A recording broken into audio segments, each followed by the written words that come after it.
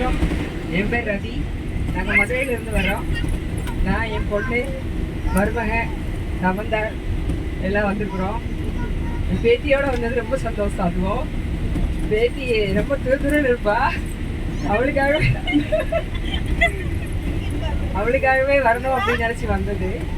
ஆனால் அங்கே வந்ததுக்கப்புறம் தான் பாபாவோட தரிசனத்தை பார்த்த உடனே அப்படியே ஒரு மகிழ்ச்சி, என்னன்னு தெரியல, அப்படி ஒரு மகிழ்ச்சியாக இருக்குது. அது 2 வாட்டி தரிசனம் பண்ணிட்டோமா.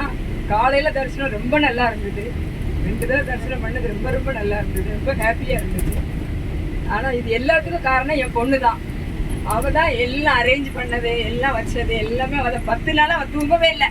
இதில் இந்த ட்ராவல்ஸ் நல்லா இருக்கா, அந்த ட்ராவல்ஸ் நல்லா இருக்கா, அதில் நல்லா கூப்பிட்டு போவாங்களா, இதில் நல்லா கூப்பிட்டு போவாங்களா, யாரை நம்பலாம் யாரை நம்பக்கூடாது அப்படின்னு அவள் ரொம்ப மைண்டை போட்டு ரொம்ப இது பண்ணி ரொம்ப கஷ்டப்பட்டு இந்த ட்ராவல்ஸ் தான் ரொம்ப சூப்பர் பெஸ்ட்டு அப்படின்னு சொல்லி இந்த ட்ராவல்ஸ் தான் போகணும் கண்டிப்பாக அப்படின்னு சொல்லி எல்லாம் அரேஞ்ச் பண்ணி எல்லாத்தையும் நல்லபடியாக கூப்பிட்டு வந்தது எல்லாமே என் பொண்ணு தான். என் பொண்ணுக்கு தான் பெரிய தேங்க்ஸ் சொல்லணும் நான்.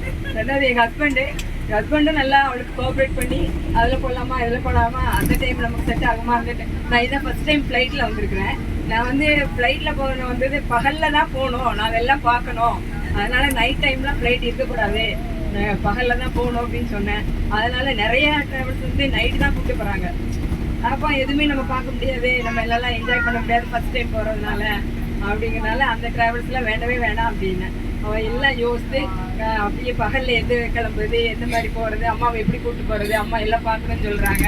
அதனால் அம்மா ரொம்ப இதாக அம்மா நினச்சபடி விருப்பப்பட்டபடி கூப்பிட்டு போகணும் அப்படின்னு நினச்சி எல்லாம் பண்ணி எல்லாத்தையும் நல்லா அரேஞ்ச் பண்ணி அந்த ட்ராவல்ஸோடு கூப்பிட்டு வந்து அவங்க மைக்கேல் சாரோட கார்த்திக் சார் அங்கே அவங்ககிட்ட பேசினாங்க. அவங்களும் நல்லா பேசி எனக்கு எதுக்கும் பயப்பட வேண்டாம் மேடம், நானே மதுரையில் பக்கத்தில் பறவையில் தான் இருக்கிறேன் அப்படின்லாம் அவர் சொன்னார்.